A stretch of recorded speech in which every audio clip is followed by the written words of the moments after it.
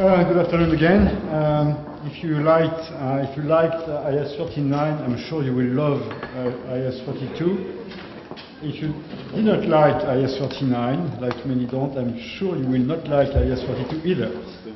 The bad news is that as we are going to replace IAS 39 with IFRS 9, we do not currently have a project to replace IAS 32 with something better. The only part we have improved is disclosures, IFRS 7. Okay, so what is IAS 32? And maybe it should have been presented before IAS 39 in terms of logics, is because IAS 32 defines how to present and classify financial instruments. It also defines what is a financial instrument. IFRS 7 is about disclosures relating to financial instruments. And this morning you heard from Darrell what is the principles for measuring and recognizing or derecognizing financial instruments. Okay, so as I said, the big question is how to classify something which is a financial instrument, which is not an asset, which is something which could be seen as a liability or should be seen as an equity instrument, or maybe should be seen as something which looks like a little bit equity, a little bit liability, and not always easy to find out whether this animal is equity or liability.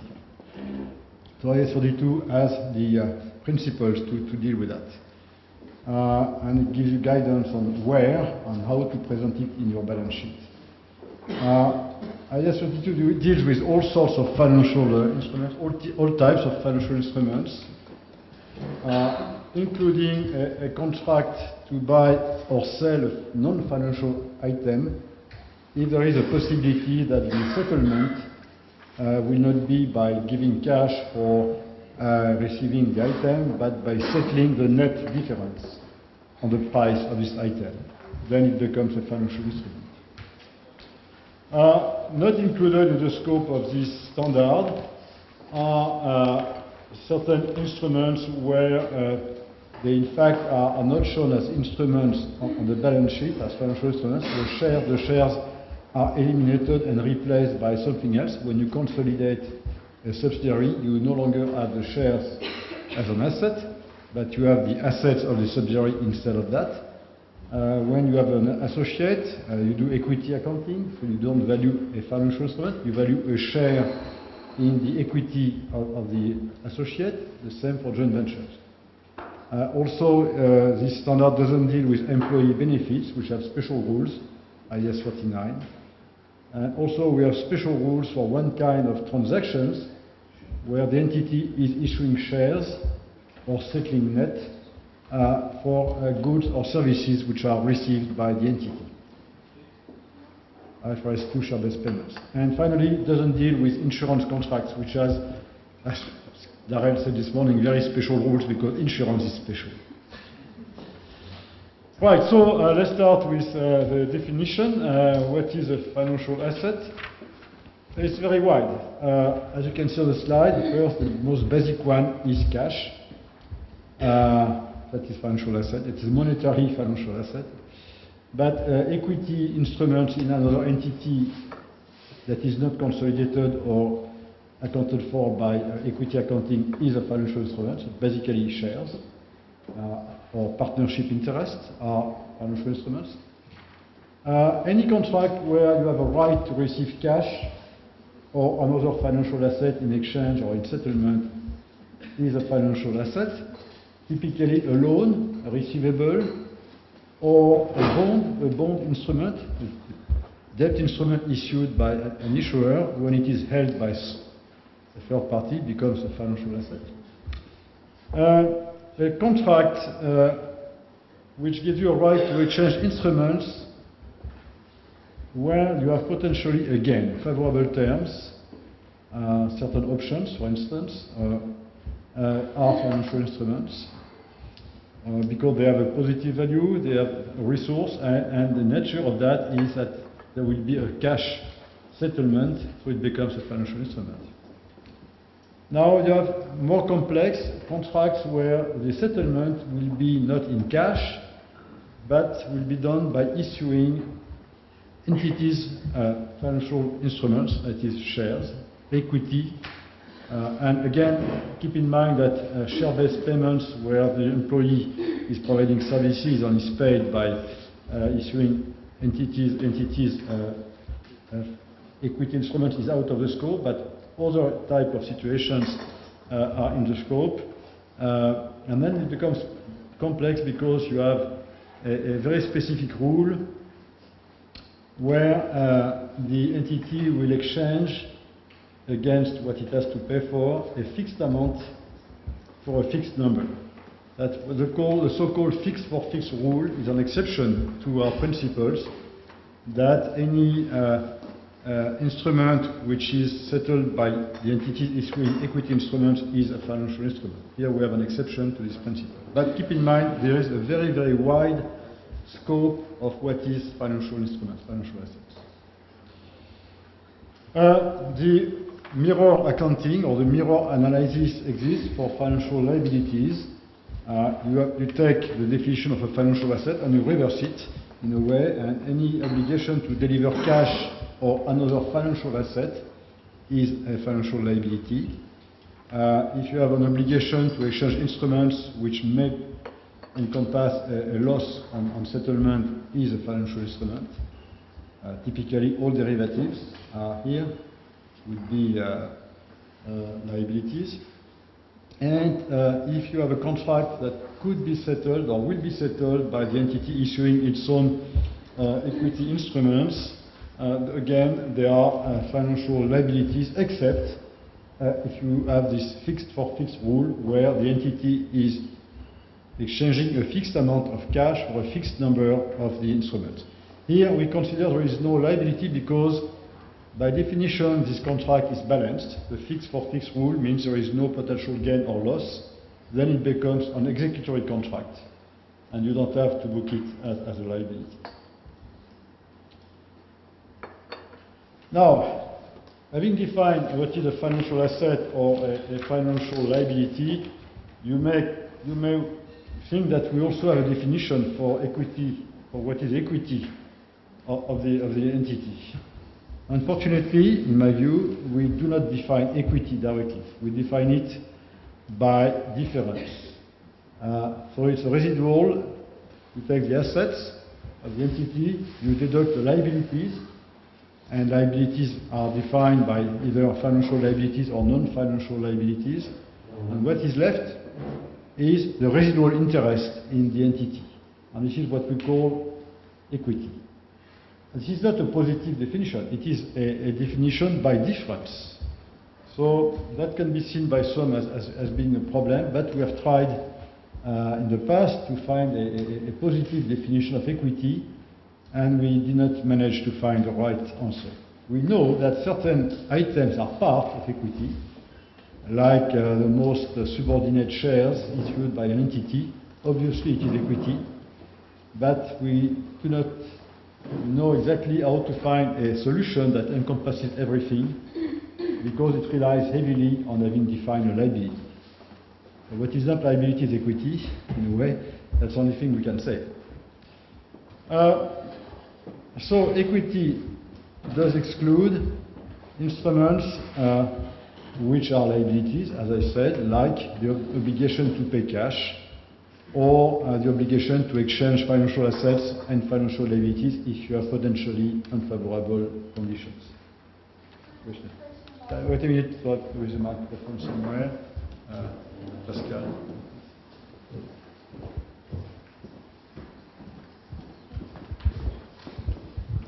Thank you. This paying cash or another financial asset gives another struggle for me. Suppose I have a share, I bought a share from the company. Doesn't it mean that if I give my share back to the company and when the company buys it back, he will pay me cash? Yeah, we have a slide later on the putable instruments. And we have special rules for putable instruments that will be covered later on. But normally, equity instruments of the entity are equity. If they issued shares, you would think that it is always equity. The answer is no, not always. Not always. If the contract of issuing the shares contains a right for the holder to ask the entity to buy it back, then the question is, maybe it is a liability because there is an obligation to pay cash for the entity. So, is it always the case? No, not always, because we have an exception to this. And you will see it later on. Alright, so this is a summary of equity. You know what it contains, but you don't know exactly how to define it. So, maybe a couple of examples, and later on in the afternoon we will have the case study. So think carefully about it. You may ask yourself, and this is in the order of complexity, of increasing complexity, are those elements equity instruments, ordinary share, non-redeemable, so cannot be paid back, preference shares, non-cumulative. And by the way, this is where all the financial engineering industry has been working hard in the past 20 years. Okay? Because the financial engineers have tried to invent products which comply with the definition of equity, because it's good to have more equity, but also have some features that make it more convenient for the buyer, the holder of the instruments. So all sorts of engineering, and some products have become extremely complex. And when you try to analyze them under IFRS, sometimes you are really struggling to find exactly what they are. For instance, in the banking world, recently I think some products have been invented, like the compulsory convertible shares, COCOM, that the prudential regulators like very much. Because if the bank is in trouble, then this debt must be converted into shares. So it becomes equity, it's no longer a debt. But it is built to be first a debt instrument, because it pays an interest, it looks like debt, and, but it's not really debt, because it is not always repaid. So is it debt, is it equity, or is it a little bit of both? Not easy to find out a straightforward answer. Now, your point, what if this equity instrument, this share, is puttable? As a holder of it, you have an option to put it back to the entity and to ask for your share to be repaid. If I apply my definition, the entity has an obligation to pay cash if you exercise your option. So it may be seen as not being equity, then it becomes a liability. But in your example, it was very interesting. Isn't it an option in the equity and the liability in the liabilities? Well, in this case, you could say it's a component instrument which has some debt features, but not really, because the outcome is simple. It's either it is repaid or it stays outstanding, and there is no conversion feature. It is not exchange for new shares, it is repaid. So the end result is that the equity will be reduced. The entity will have less equity than it had before. It will exchange cash against a reduction in equity. So it's quite different from a convertible, where you exchange debt for shares. Here you have less equity in the end. So our rule is that a puttable instrument is a liability, and it can be equity only if you have the following conditions, which you have on the slide. So it's very restrictive. We had a big struggle with the cooperatives. When IAS 32 was issued and approved in Europe back in 2005, then we had all the cooperative movement, including banks and insurance cooperatives, coming to us and say, look, in our situation, if we consider and we apply IAS 32 as it was at the time, we have no equity at all, because in a cooperative, every cooperator can come and ask for the shares to be repurchased by the entity, by the cooperative. So in your situation, we have no equity at all. And then we have to look at it, and we have to make a sort of exception to say, okay, in certain situations, this instrument which is putable by the holder can be seen as equity, provided that you have a number of conditions. For instance, the holder has a right to a pro rata share of net assets, no more, no less. This instrument is the most subordinate among all classes of equity, of all classes of instruments issued by the entity. And there is no other obligation attached to it. It's pure equity instrument, and you don't have something combined with something else. And finally, last condition, the expected cash flows from this repurchase transaction, the value would be based substantially on the fair value of the entity, or something which is a proxy for it, that is the change in net assets from the time it was issued until the time when it is repaid. So, on that basis, we put this modification into IAS 32. I think it was back in 2008, something like that, I'm not quite sure. And then the cooperative movement said, okay, that's fine, we can live with that. And every time we give any indication that we are going to revisit IAS 32, they say, oh, and by the way, please do not change anything, please don't change. We know how it works, don't change the conditions. Now, convertible debt. Special instrument. Here, it is debt when it is issued, but there is an option to convert into equity. So where is it? Well, it is a little bit of each. You cannot classify it as equity, you cannot classify it as debt. Why cannot you classify it as equity? Does anyone have the answer for that? Based on the previous explanations, why cannot it be equity? Maybe you know it. Because you have to pay cash from that instrument. You have to pay cash unless the holder exercises the option to have equity in exchange. But in most cases, you have a risk of having to pay cash. So because there is a risk to pay cash, it is first a debt. Now, if it was not convertible, but if it was a debt instrument which would be repaid by issuing equity, it was a form of preference shares in a way, and the only outcome is to issue equity at the time of the expiration of the instrument. What would be your solution for that? No other cash outflows, only the shares. Then it's an equity instrument. Yes, exactly. So there's a big difference between a convertible debt and a debt that will be repaid by issuing equity in all situations.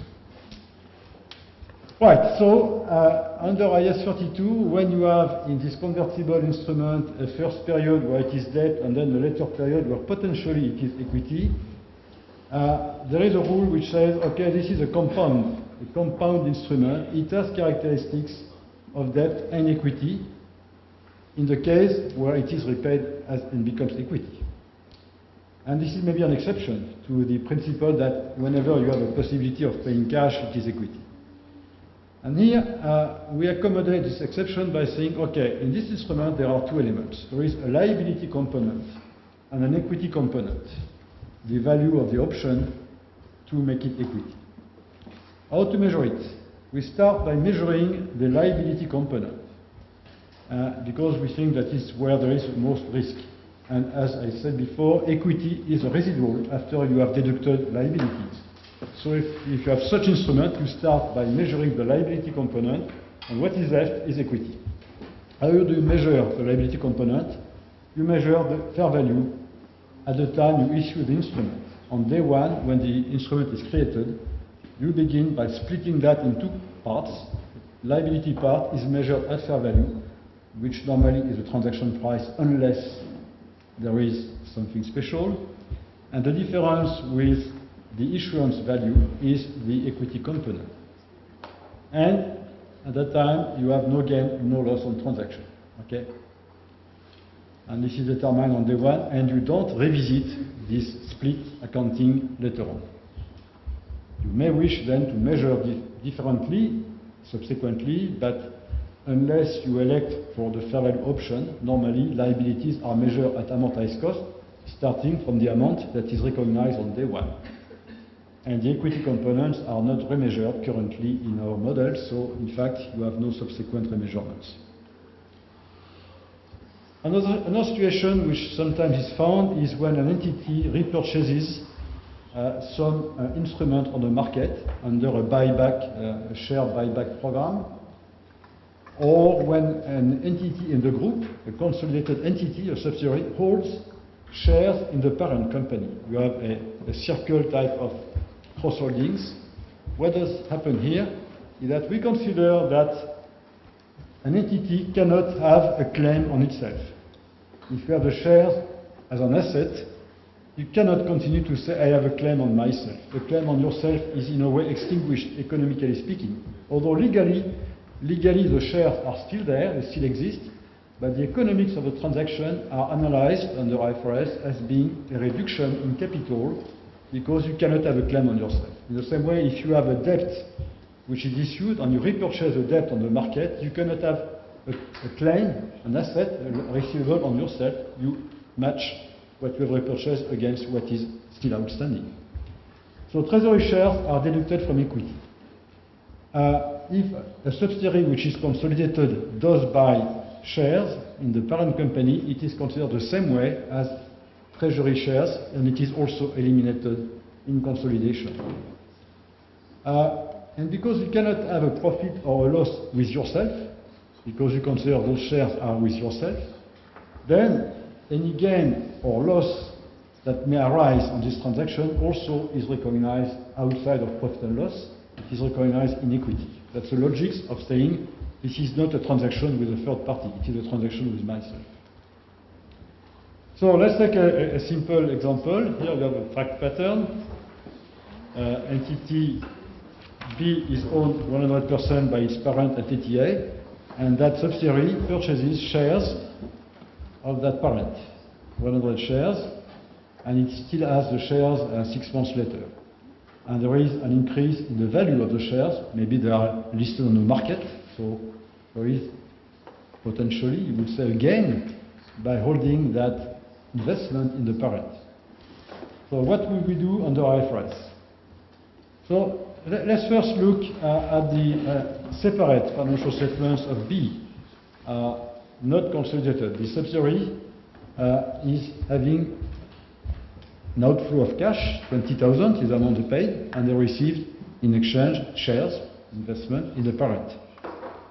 And so in the books of the subsidiary, you would recognize that investment because those financial statements are not consolidated, okay? They are the statements of the subsidiary. The increase in value would be recognized as a profit by the subsidiary. This is before consolidation, right? Now, you move to the consolidated accounts, and then you would say, no, this investment is not an investment on myself, it is actually a reduction in my equity. I paid to buy back my own shares, and I eliminate the investment in consolidation against my equity. And the same applies regarding the gain. You would eliminate, as of June 30, the profit against the value of the shares in the book of the subsidiary. So in consolidation, there is no profit or loss on the investment on yourself, on the treasury shares. Is it clear for everyone?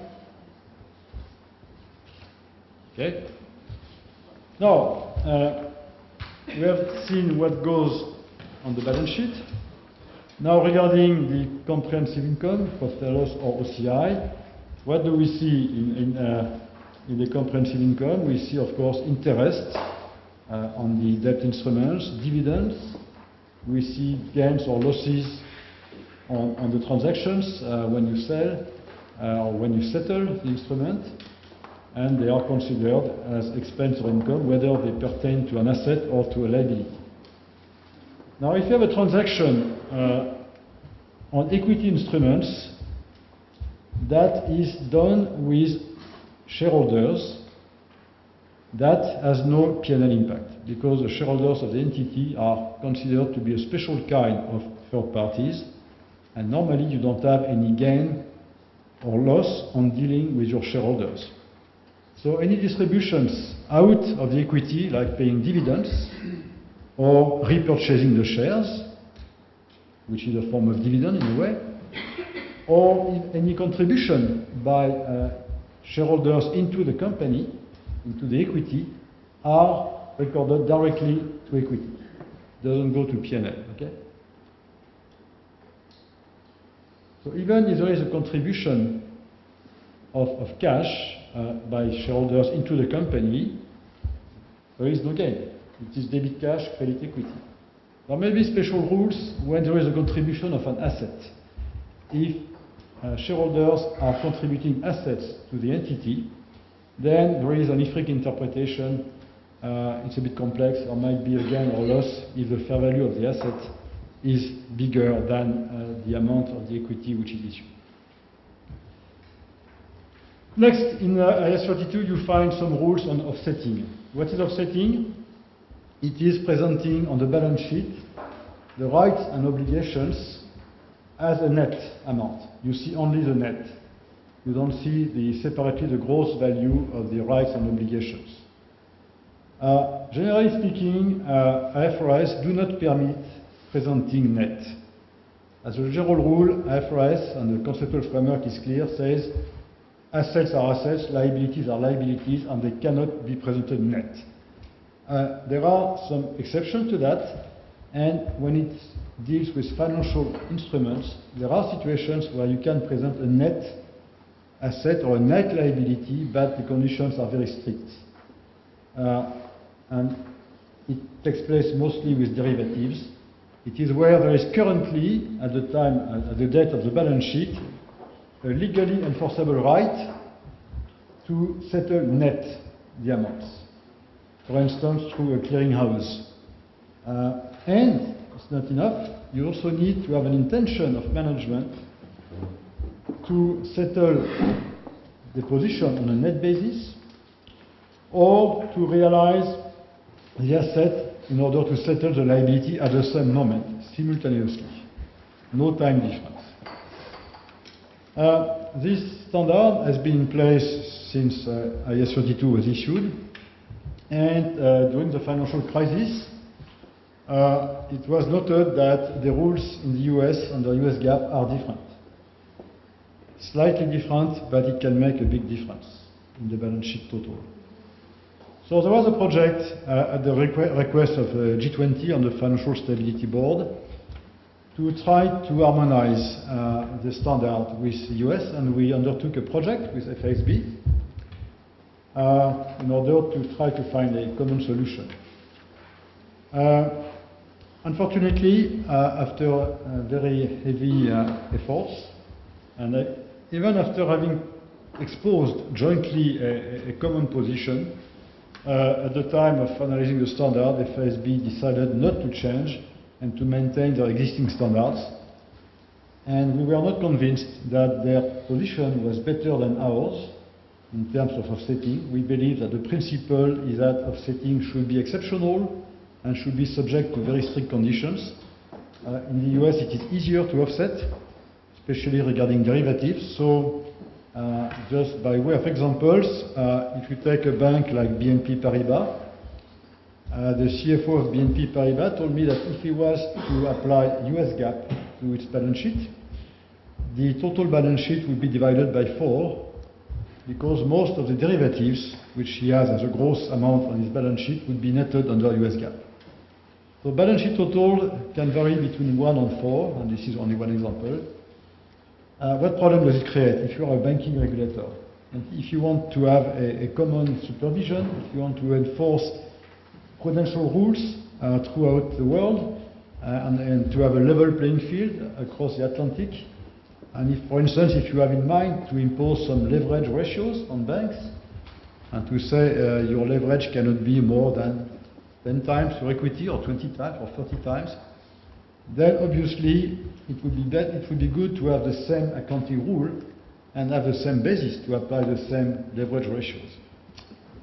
That was the reason why we undertook the project. But unfortunately, we could not agree with FASB, and we agreed to disagree on the offsetting principle. But we found a solution to help investors and regulators to be able to make comparisons and eventually to restate the amounts before they applied any prudential filter. And so we agreed on common disclosure requirements. And as an example of IAS 32 and the corresponding US standard, which is now in force, we would present in footnotes the amounts as they are on the balance sheet. We would present how they look once netted, once they have been offset, or what appears on the balance sheet. So you have on the left-hand column what is the position before offsetting, then you have the offsetting and the amount on the balance sheet.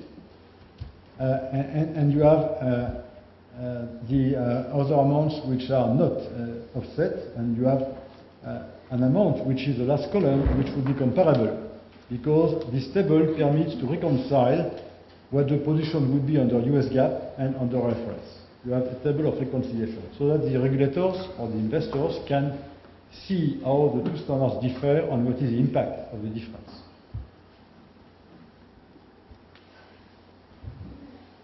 Yes. Can I have the mic, Pascal, or is this here? Okay, it's fine. Thank you. We have the mic. Thank you. Will this, the previous slide, will this be a requirement just for preparers that prepare financial statements both under IFRS and US GAAP, No. or will be generally for all? And is it an obligatory requirement or option? It is obligatory. It is mandatory. If you report under IFRS, you have to present this table. If you report under US GAAP, you have to present this table. And on this last column, which is called same for all preparers, means that under US GAAP, under IFRS, you have the same information at the end of the reconciliation. So that you can see how you came to the net position on the balance sheet, starting from the gross. Going to the net, you can see the route which has been followed, and you can track, and you can see there why it is different between US GAAP and IFRS. So it makes things comparable, and it is mandatory. So I hope that on this basis, if the worldwide prudential regulators, Basel Committee or else, decide to apply some ratios, they would do it in a manner which would not create a difference just by using a different starting point. So actually, if we go column by column, so actually this presentation will refer only to the positions under IFRS that using IFRS, the entity, the reporting entity, has netted off. Now it applies also, the column which is column A is any position before any offsetting. You start from the gross. Yeah. Without any offsetting. And then you see how you move from this gross position to what you have on the balance sheet, which is column C. And the amount which is offset, of course, depends on whether you are under US GAAP or under IFRS.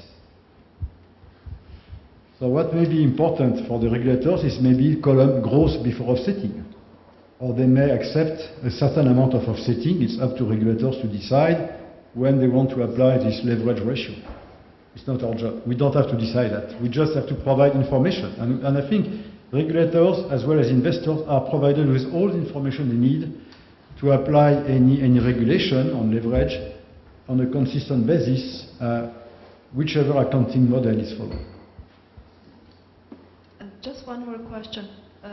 In column D, what will be presented in column D? Other amounts in scope of IFRS or in scope of US GAAP? But not set off in the balance sheet. I think it's both. It's both depending on the model you apply. If you report on IFRS, it's in scope of IFRS. If you report on US GAAP, it's the same. So actually, what the standard is requiring. Because we also have some difference in scope. The problem is that not only the offsetting rule is a bit different, but also the scope to which offsetting applies is different under US GAAP. So it's very complex. So we had to add this column, extra column, to make sure that we come to the same things. Otherwise, you would apply a reconciliation, but not apply it to the same homogeneous population. Thank you. Okay, so at the time we made this disclosure requirement, we also took the opportunity to clarify a little bit more IAS 32 without changing our philosophy. The basic offsetting rules remain unchanged, but there was a need to provide some additional application guidance to clarify the application. There was some questions about what do we mean by enforceable, and then we clarified that it is not only in case of default, but also in a normal course of business. And also we clarified what is a settlement system, where does it create equivalent to net settlement, especially because of the development of clearing houses, which have different models, and to take into account the complexity of the various clearing mechanisms. We give guidance on, to help determine whether there is this net settlement does comply with our requirements. Okay, now, this being said, there is a need for applying judgment and to make certain estimates. The distinction is not always clear-cut. Some instruments have been designed in a very clever way by financial engineers and lawyers to make them answer all kinds of good ideas, and so in terms of accounting, sometimes you have to apply a certain amount of judgment. And the same also with offsetting.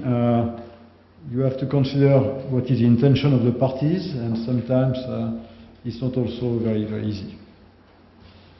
Now, what else you have in this IFRS 7, which talks about disclosures. IFRS 7, interestingly, is not only for the banking industry. It applies to all entities which have financial instruments or are exposed to financial risks, and it applies to all kinds of financial instruments. So there is a basic principle, which is to provide users of financial statements with information allowing them to evaluate the significance of the financial instrument for the entity and for the risks and the financial performance of the entity.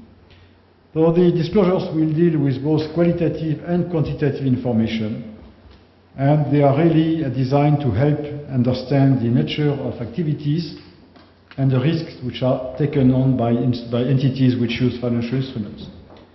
We also felt that such information about the risks would not be understandable or would not be very useful if it was not accompanied by a description of how the entity is managing its risk exposures, what kind of risk it is exposed to, and how they do manage the financial risks. So it's both the how to and how much. So, qualitative information describes to what risk the entity is exposed. Is it currency risk, interest rate, market risk, or else that the entity is exposed to? And the management of that, how does the entity manage those risks? Maybe nothing. Maybe it says we don't manage. Well, maybe some entities do not manage those risks. They remain exposed. It's a strategy to remain exposed. But many entities have some form of risk reduction activities. Some entities try to cover themselves by different means against certain type of risks. So what are their objectives, their policies, and how they do it, what processes they use, is very interesting for the investor to understand exactly how risky is the investment. This is the qualitative part. Now, regarding quantitative, we think that investors also need to understand, through a certain amount of disclosures, what are the extent, the value, the amount, the value at risk in a way. And we ask for information to be provided according to the type of risk, whether it is credit risk for a bank, for instance, or liquidity risk, also very important for banks, or market risk. If you are heavily invested in the markets, there is a market risk. And how to do it? Well, we say that it doesn't need to be artificial. It has to be based on really the internal reporting. Don't invent a new system. If you have internal risk management and risk information disclosed to the key management personnel, that should be reflected in the external information. And it's probably better if the investor has the same view as the management of the entity. So, regarding the balance sheet position, the financial instruments should be, in terms of disclosure, split according to their measurement attribute, and especially if they are at fair value, they should be sub-split between those which are held for trading and are at fair value because they are held for trading, and those which are at fair value based on the option designation at fair value. Any reclassification between categories, fair value or cost to fair value, or fair value to OCI, or OCI to cost, if permitted, should be disclosed, and the amount transferred from one category to another one should be disclosed so that investors understand what happens to the balance sheet amounts. If you have some assets which are not totally free for use, if you give them as a collateral, that should be disclosed. If there is any pledge or any collateral on your assets, the investors should be aware that those assets are not totally available freely to the entity. There is some restriction on their use. Regarding credit losses, and this will be revisited under IFRS 9, but currently we already have some disclosure requirements. We ask for credit losses provisions, for impairment provisions, to be split by asset class.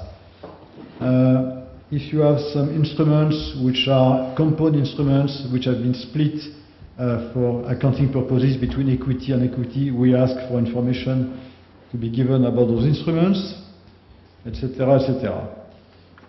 If you have the loan defaults, for the loans in default, we want them to be split by type of instrument, by category. In the comprehensive income, we also ask for information about gains or losses of mark-to-market, split between those which are held for trading and those which are designated at fair value. As Darrell said this morning, what goes to OCI is interest income and expense, or losses or gains.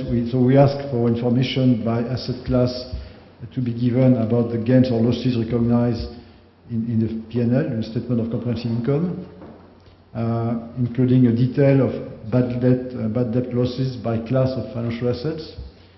And if the entity has continued to recognize interest on impaired financial assets, which normally is not the case, but according to certain situations, they could continue to recognize some interest income, we want that to be disclosed, because it is a special kind of interest income. It applies to an asset which has been maybe restructured, for instance, and that is important to know that it is different from interest income on assets which have not had a problem in the past.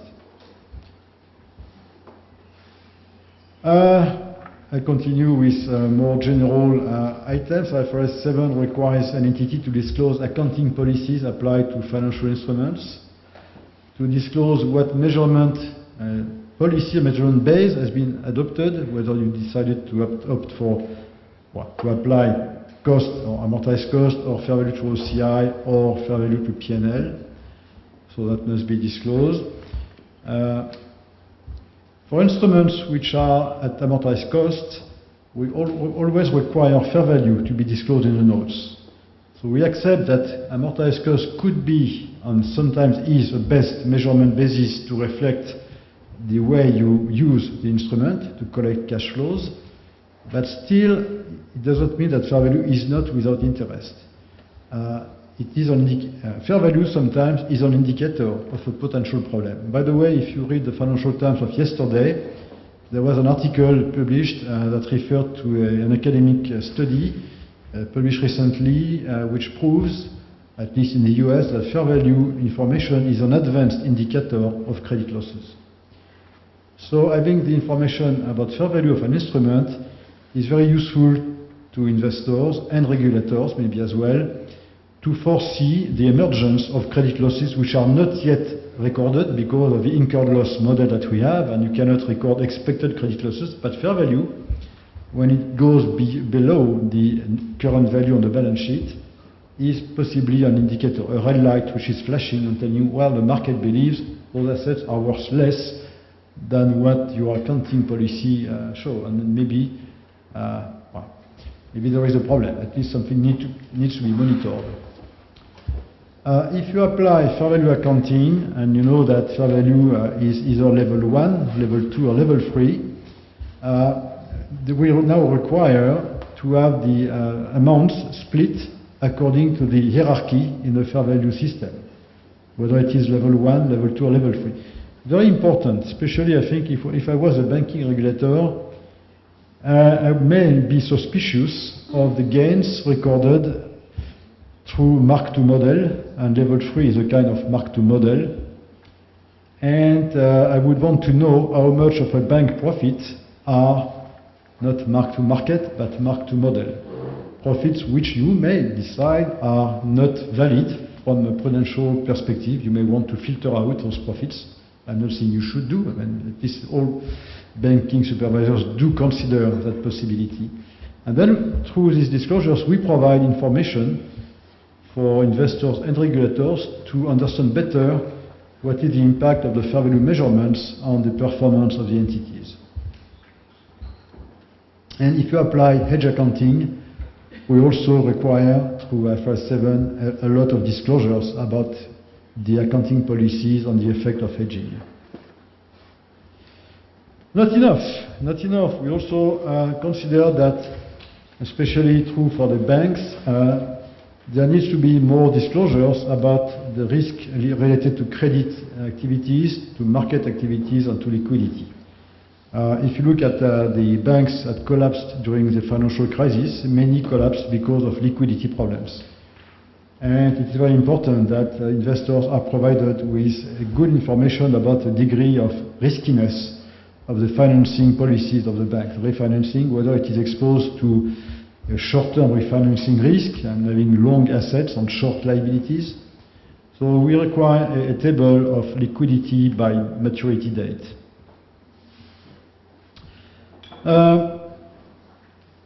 So, as you can see, it is very rich in terms of disclosures, and hopefully you have now a very sound basis to assess the riskiness of the entities you supervise. I'm not saying that should replace the special reporting which is required from banks about their concentration of risk, about their liquidity positions. But already under IFRS you have at least a minimum basis, and you may want to add to that certain additional requirements, reporting requirements, or more maybe more frequent reporting, because this comes only when IFRS financial statements are published, and certain banks are required to report on a monthly or quarterly basis to the prudential regulators, but at least it is consistent.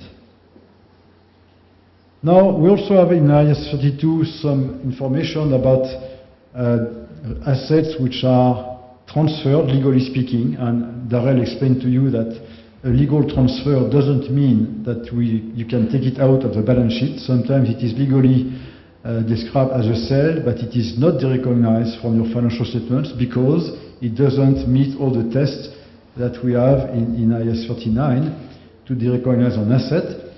So according to the disclosures, whether the asset is recognized, derecognized, or derecognized, we require information about what has been transferred and what type of risk and rewards are retained by the entity, and what are the relationship between assets which are on the balance sheet because they have not been recognized and liabilities which have been recognized at the time of the legal transfer. You have received cash, you have recognized a liability, but this liability is linked to the asset because in a way it is a form of financing collateralized by the assets. So it is important that the users of financial statements understand that assets and liabilities which show up on the balance sheet and are not offset because they do not meet the offsetting rules, are in fact linked by some constraints. Those assets are in effect collateralizing the liability that you have. If you have derecognized the asset, if you passed the derecognition test, then we also require to disclose how much has been taken out of the balance sheet, how much has been derecognized, so that there is some traceability of what is gone outside, to the extent that there might be still some risk.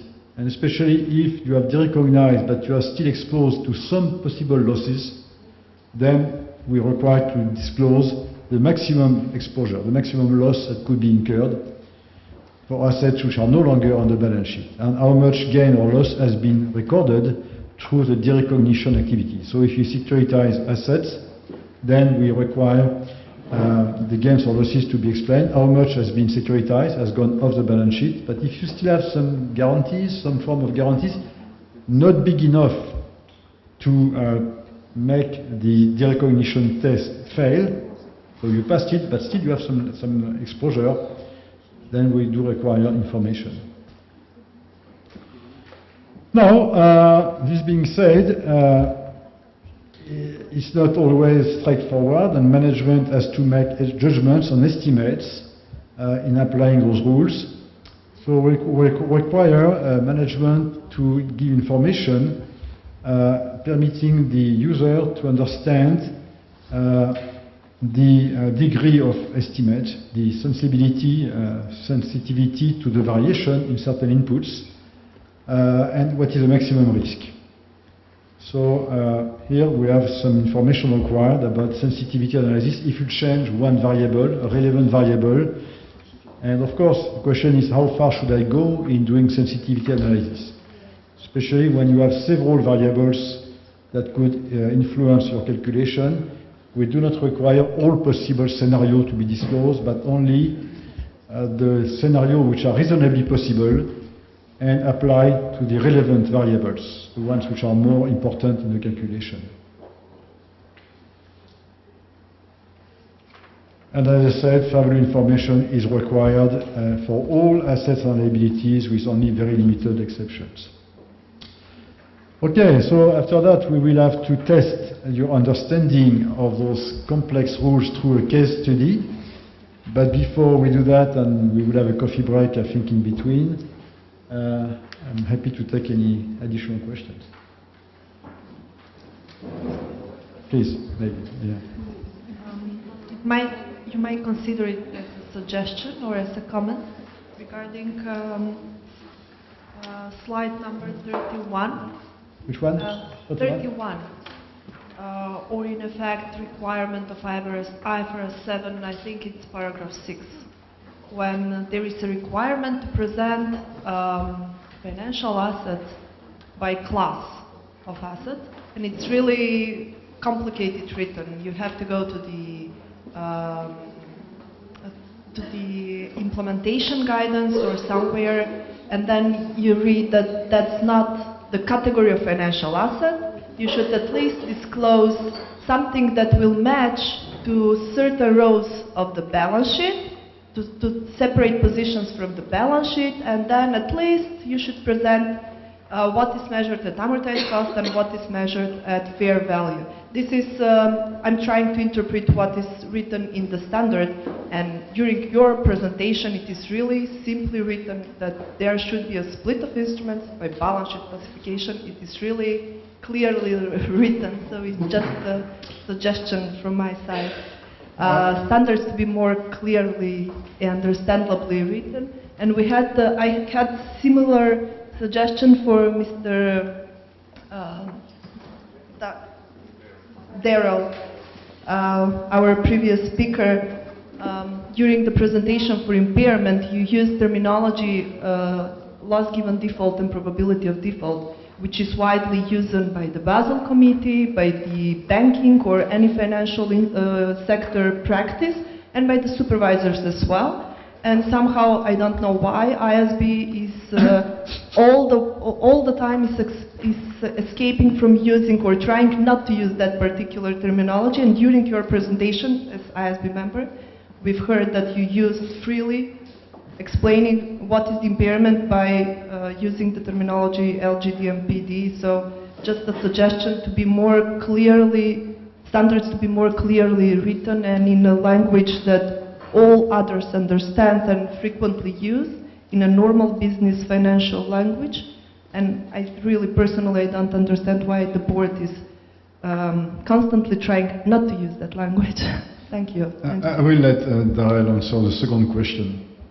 As far as your first comment was made, I think, yes, we certainly can do much better in terms of clarifying those standards. We have, over time, we have added standards above standards. Some are very old, some have been updated partly.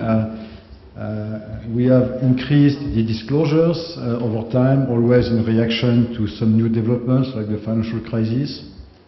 And in the end, the total picture is a bit complex. It's a bit, it's in real need of being reorganized, maybe clarified and revisited.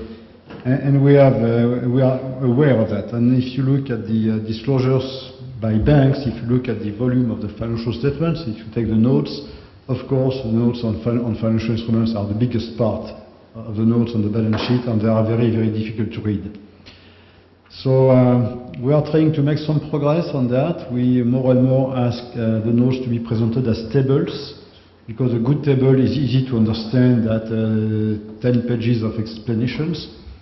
But we still have room for making some progress in terms of the better organization. And there is a project, I think, which was driven by the banking industry as part of the, what was the name of this project? Well, we were presented with it by HSBC. HSBC was a leader of the, to better disclose, to make, and I think there are very good practices have been identified by banks, and they have produced a report on how to do it best and to make it more user-friendly.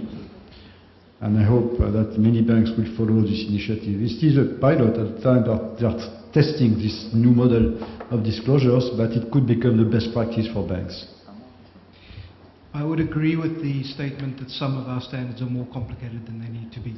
And I in fact applauded when you were saying it.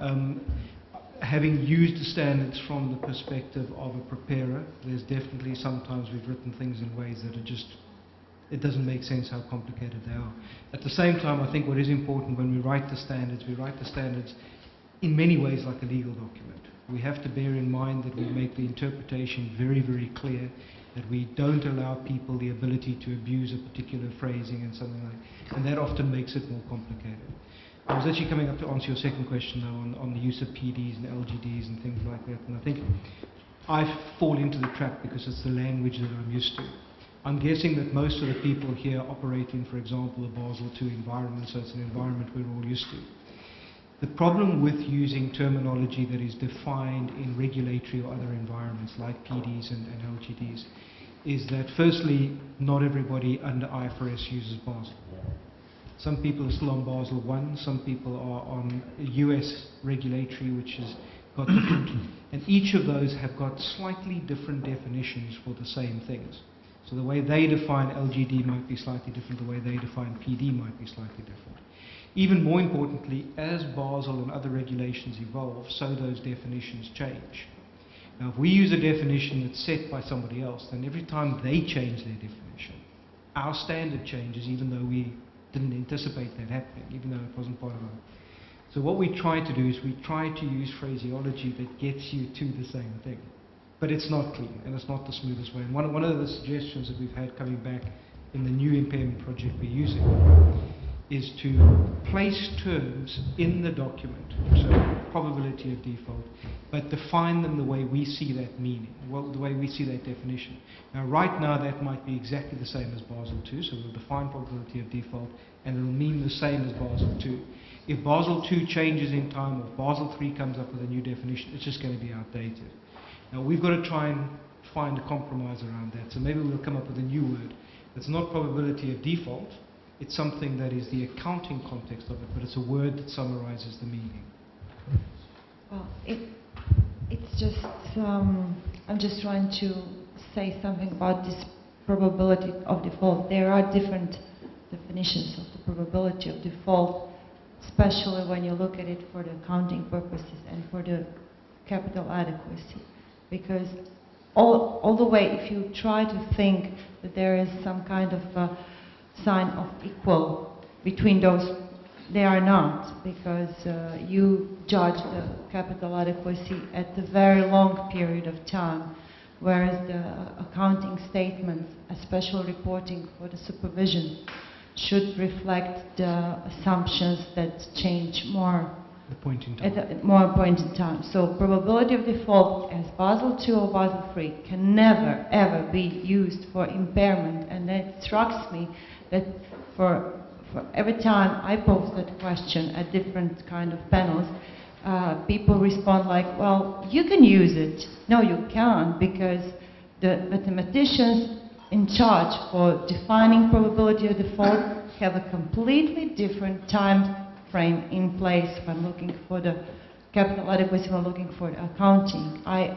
admire the project and all the efforts, but I must say that I really think that the FASB is much more practical in that area. I think that, I don't know, maybe you will explain us the reasoning, but I think that Europe is much more getting to complicated stuff that is really not important, especially in this moment of economic downturn. Maybe we should just skip the whole, mathematics and IT support issues which are involved in this, and also this probability of default definition. And I think you're right in some ways.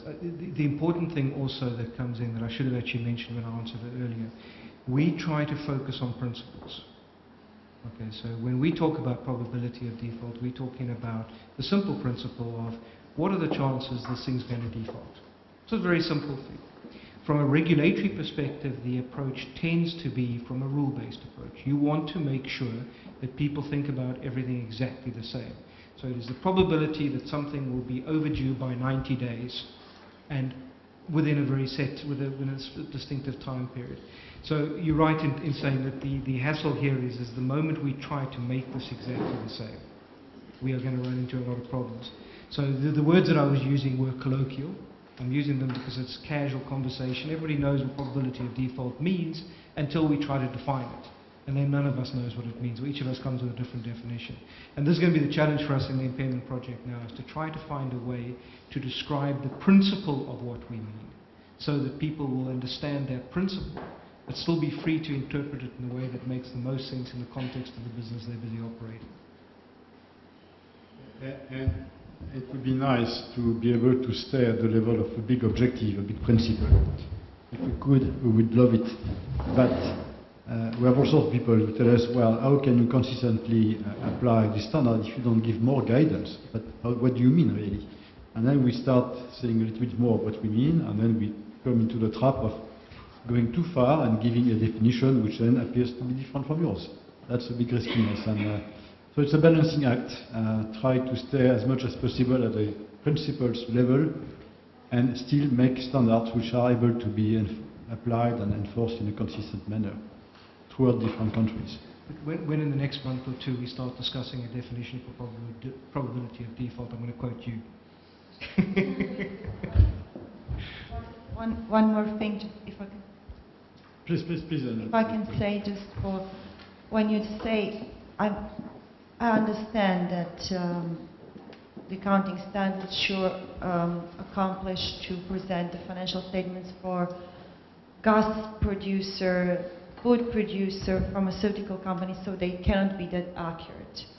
But in our sense, this IFRS is legislation.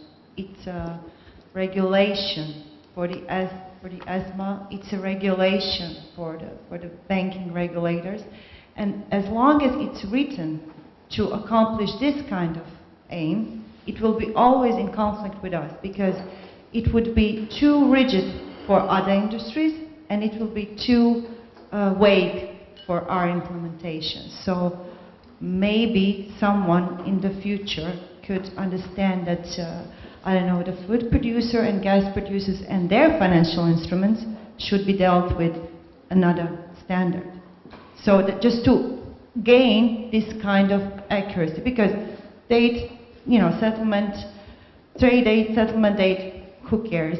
If you try to defer something or not, all the options are not really good for something that should be that it's stated later on as a regulation, and that is EU achievement. So standard is a regulation, meaning it has to be very accurate. I think it's a fair comment, but I do think that it's one that works both ways. And the biggest problem at the moment is that if we were to, for example, write standards only for banks, so this is the final financial instrument standard for banks. Okay. What is BMW Financial Services? Is it a bank or is it a company? And so we start having to make decisions. We have to start telling people what is a bank, what is almost like just about a bank, what is not a bank. And I think very specifically when we went through this compromise, that was the decision we made, is that we would rather write standards that everybody can use. Whether banks now end up with lots and lots of additional disclosure, whether there is some guidance that comes into the banking sector from, for example, regulators that helps bank refine terms a little bit more and more consistently, is not for us to do. But I think that we wouldn't want to on every product type. And we're going through the same issue now on insurance. What is insurance? And when somebody issues a warranty on their product, is that insurance? Because it acts a lot like insurance. So all of these questions come in, and we would rather write standards that can be applied, because companies do so many different things. We'd rather write standards that can be applied by everybody, and accept that a little bit of what you're talking about is there. So then we need people to explain how they get to the answers they got to help with the process. Maybe the extent when you apply the standards on disclosures, the amount you expect to see, how much detail, it really depends on the industry. If you look at a retail company, you don't expect to see 5 pages about financial instruments. If you look at a bank, you expect to see at least 5 pages. Pascal, we have another question here. Sure. I'd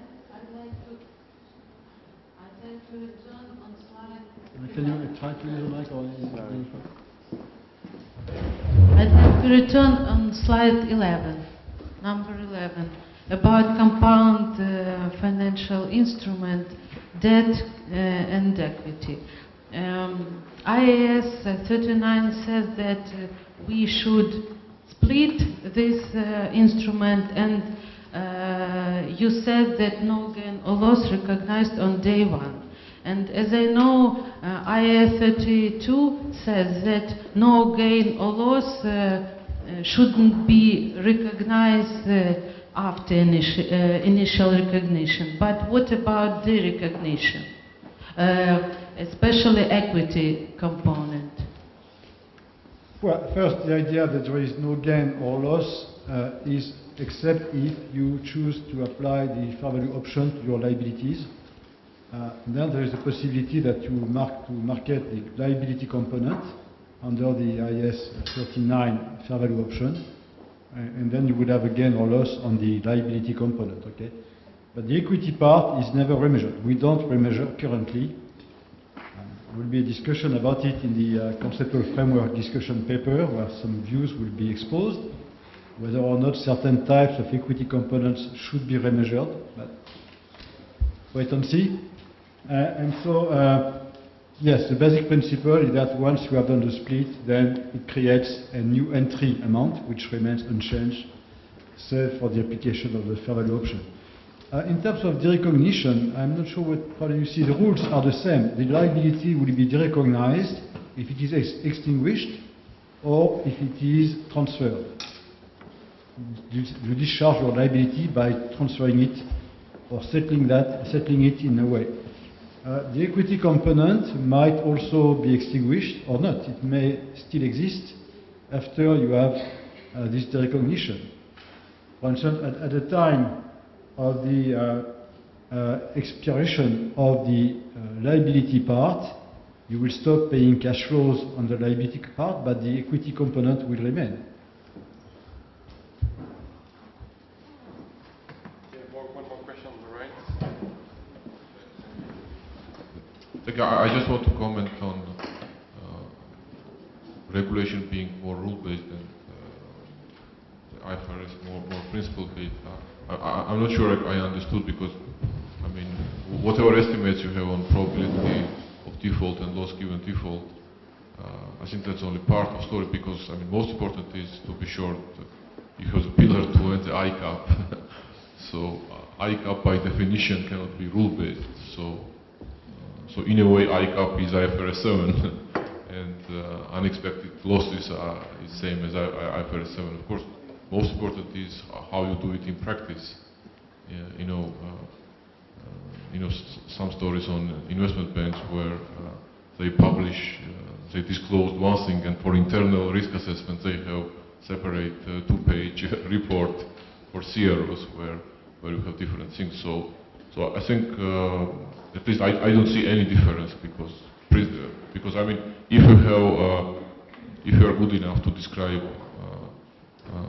what are the most important material risks, then it's not that difficult to say that, okay, after materialization of those events, you need a certain amount of capital to stay solvent. So I think both are same. I mean, I would say IFRS 7 is an ICAP. I think it's a fair comment. As Basel has progressed from Basel 1 to 2 and now moving towards 3, it is becoming more of an economic representation of the underlying results of the company. And so it's moving more and more away from a rule-based approach. That said, Basel can still incorporate things like downturn LGDs. And the reason it can incorporate a downturn LGD is that you as a regulator can define how conservative you want a bank to be.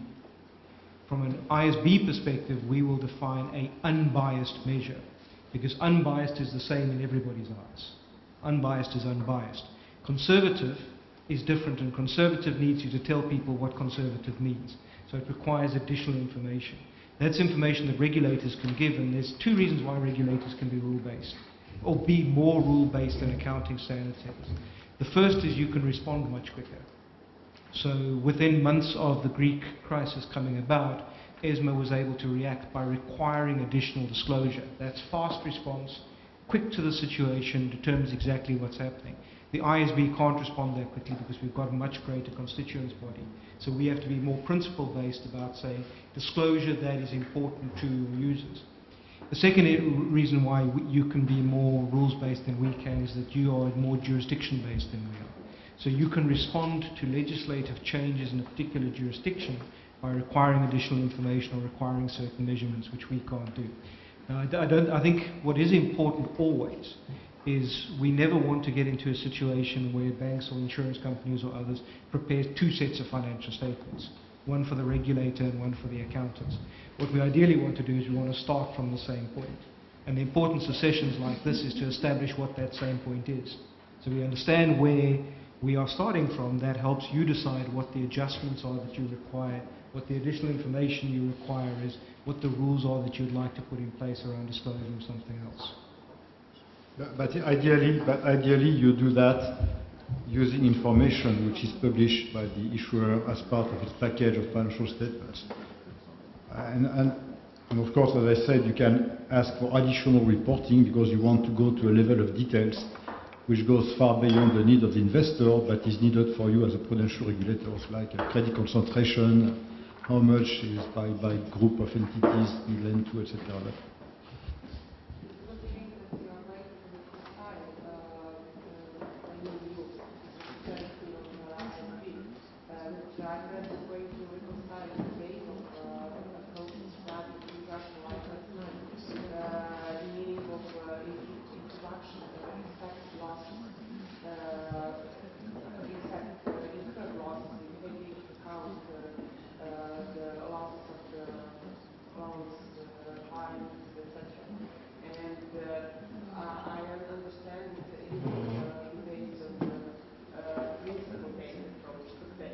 So I think that's a very good point. We spend quite a lot of time talking to Basel to make sure we understand where they're going.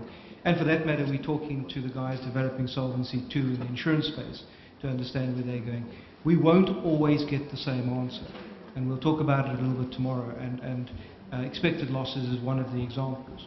When we talked about wanting a point-in-time measure of expected losses, whereas a Basel requirement is more of a through-the-cycle view of expected losses. And that makes sense because of our different objectives. We want to value the company. You want to make sure there's enough capital in the company for when things go wrong. We have two different objectives. But to Philippe's point, let's make sure we start at exactly the same point and we're very transparent about the adjustments that we make from that point. And with the expected losses, what we're trying to do is at least make sure that the building blocks for our expected loss model are the same building blocks you would use for yours or for the regulatory one. So you're building the two together, and then at some point you have a simple difference between the two. Whether we'll achieve it is a different issue, but let's see, that's what we're trying to get. But there is clearly a trend of convergence between Basel and ourselves.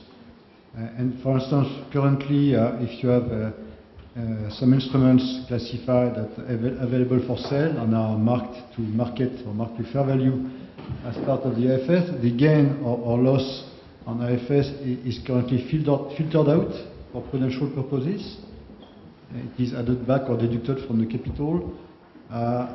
With IFRS 9, where we will have the fair value through OCI, I understand that the intention of Basel is no longer to have a difference for prudential purposes and to no longer filter out the elements in OCI as a result of the use of fair value OCI. So it's convergence.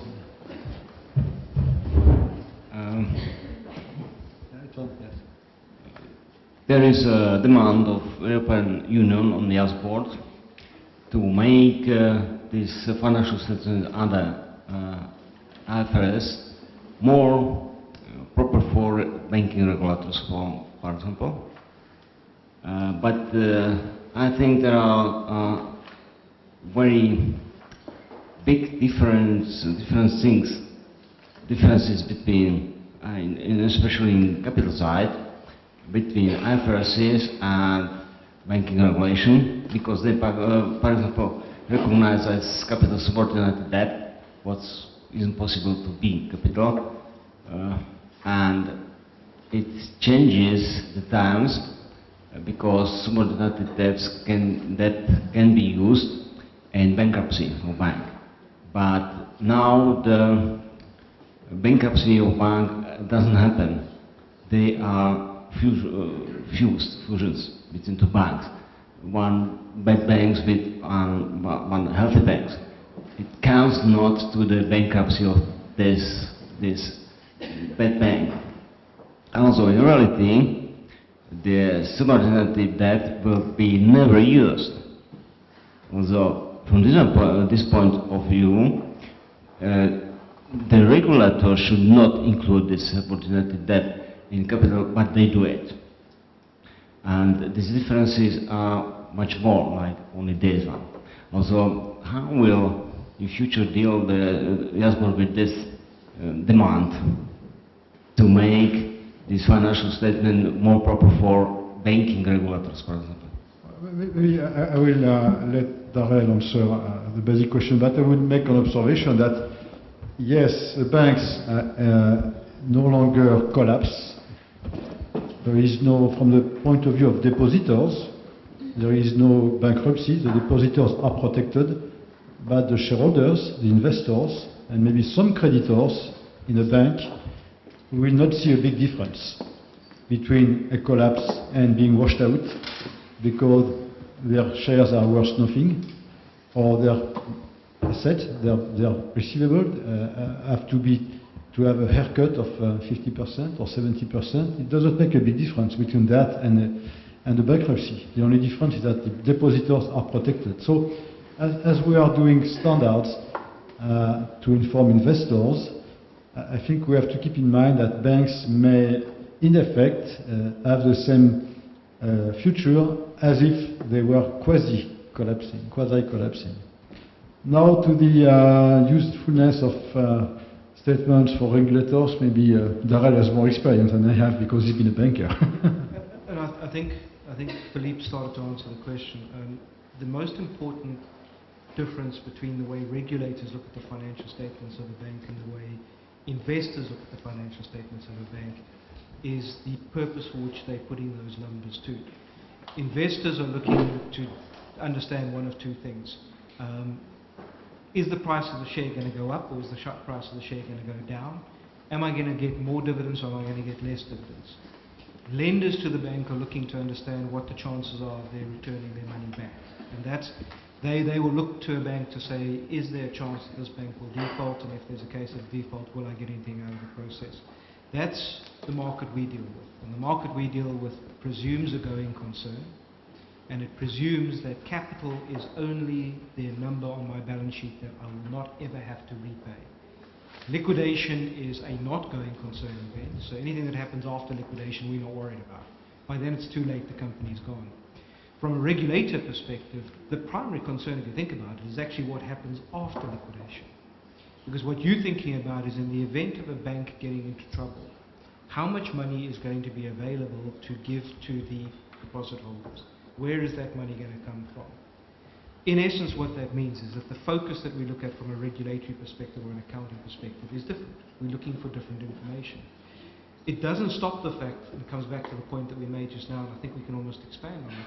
It doesn't stop the fact that we provide a set of numbers that makes a very good starting point. Then you need to take that set of numbers and now say, what if?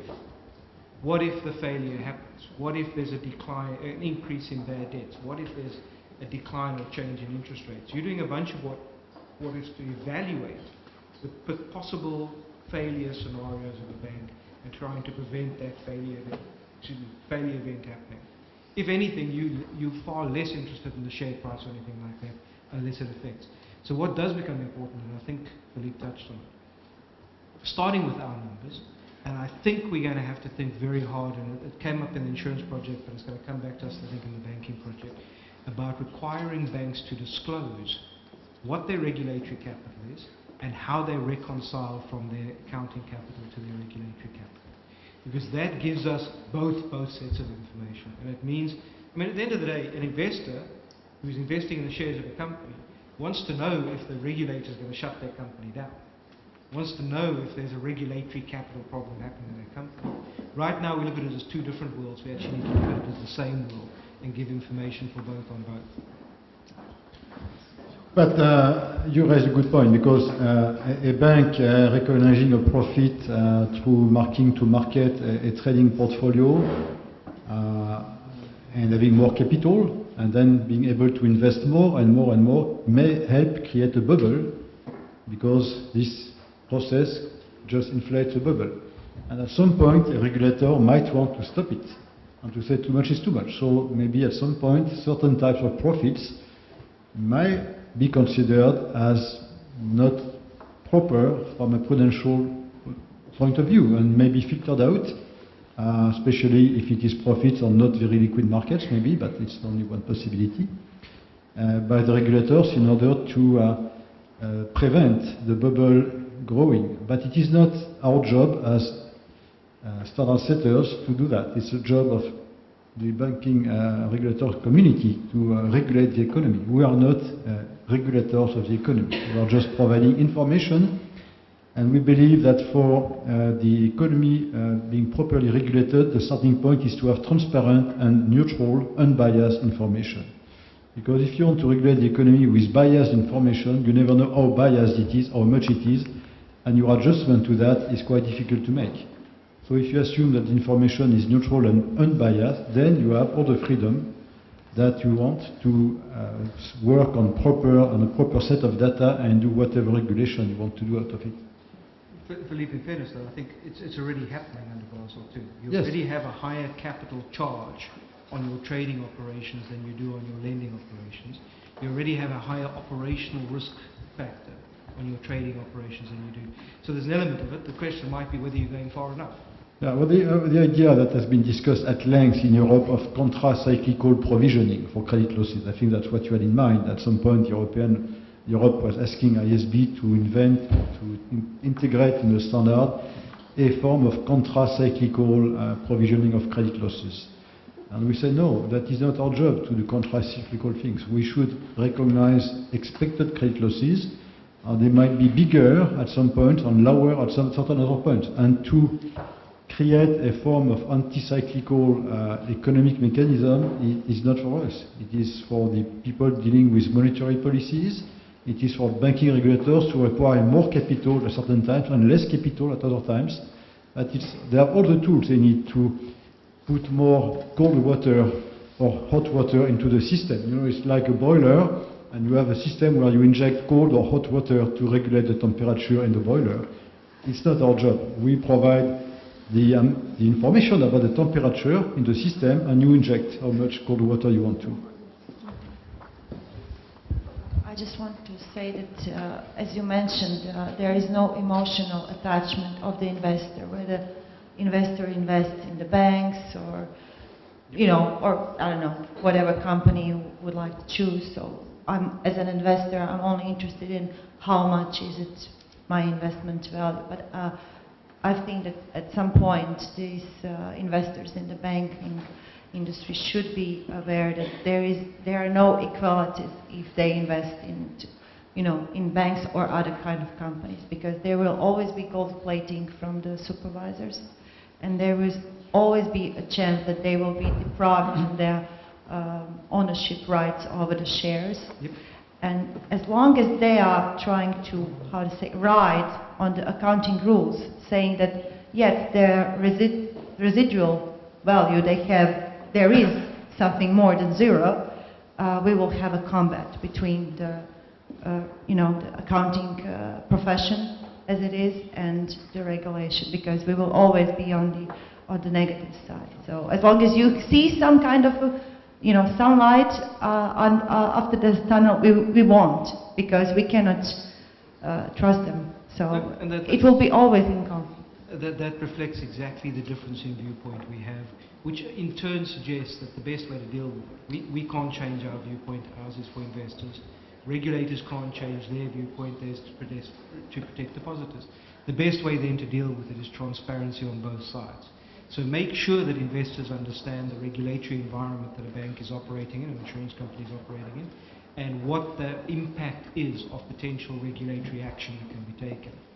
That gives that transparency to both sides of the equation and allows investors to play a regulatory role, because investors to an extent have information and react to information, and that in itself is informative to you about what's happening in the underlying company. One more question, maybe before we break for coffee. I think we still have 1 or 2 minutes, Pascal. One more question, and I'm going to regulate. The only thing I regulate here is time. Thank you.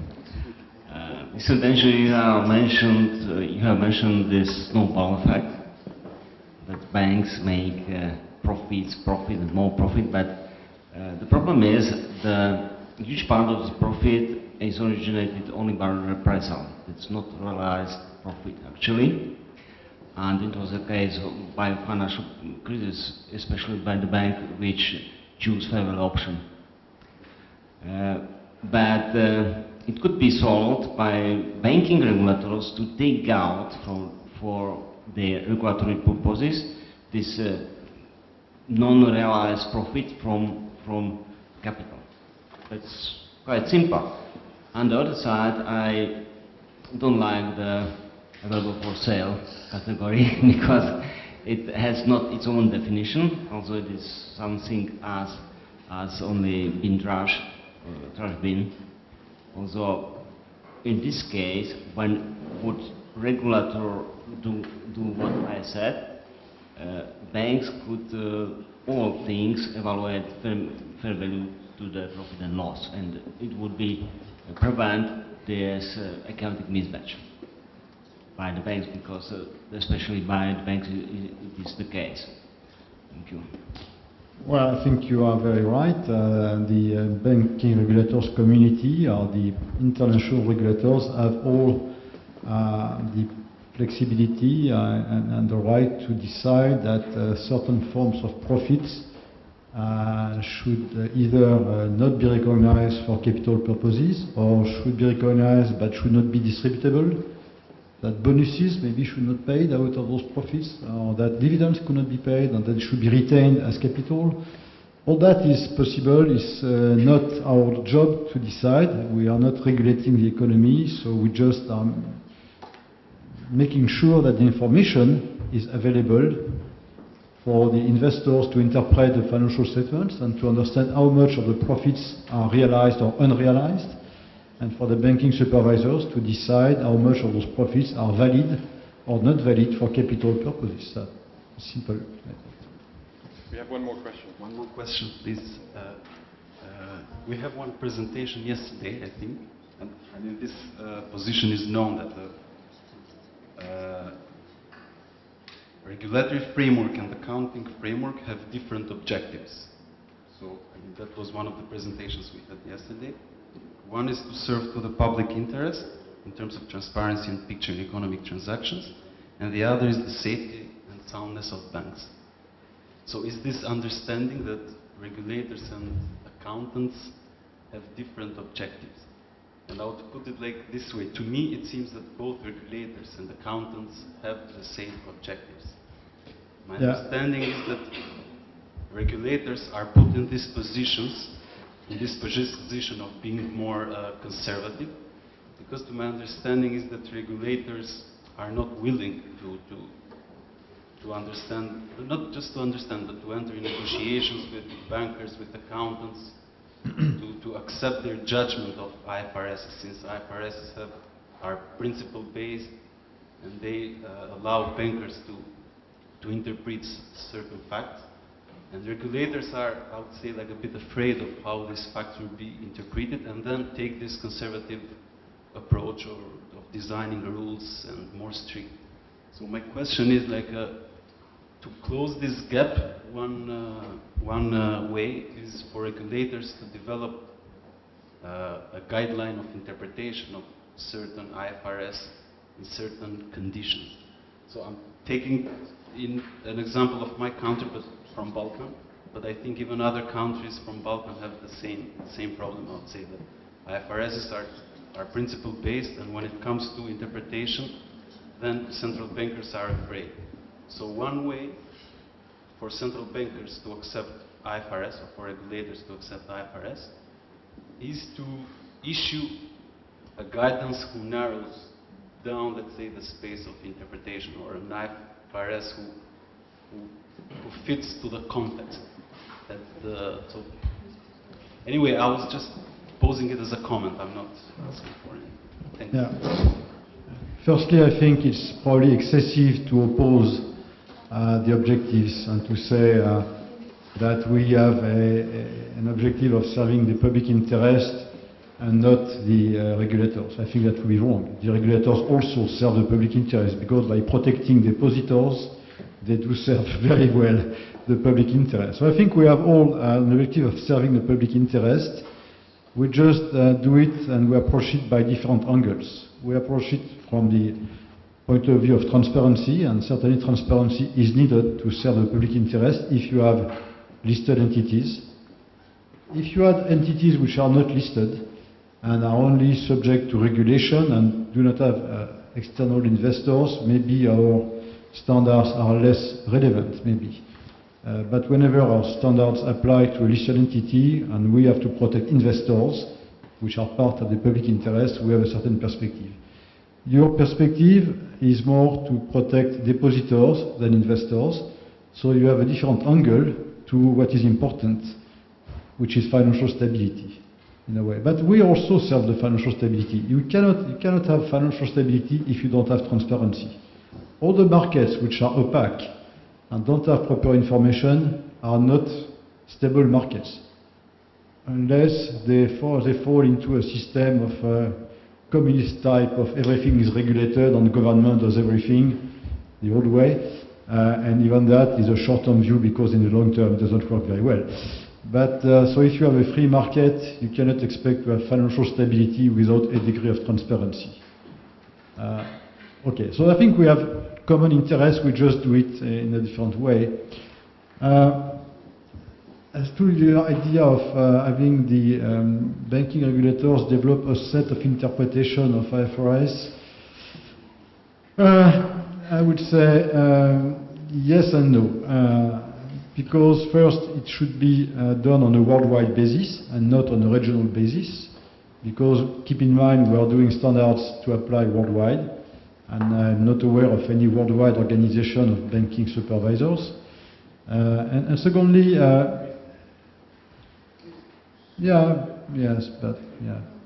and I'm not sure they have an appetite to do that.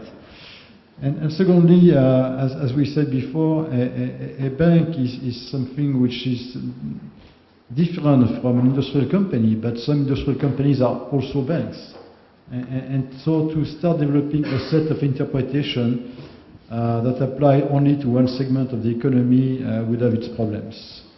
Because if you take General Electric, which is a big bank with some industrial activities, or Chrysler or General Motors, which are banks with some industrial activities, well, how do you know which set of standards apply then?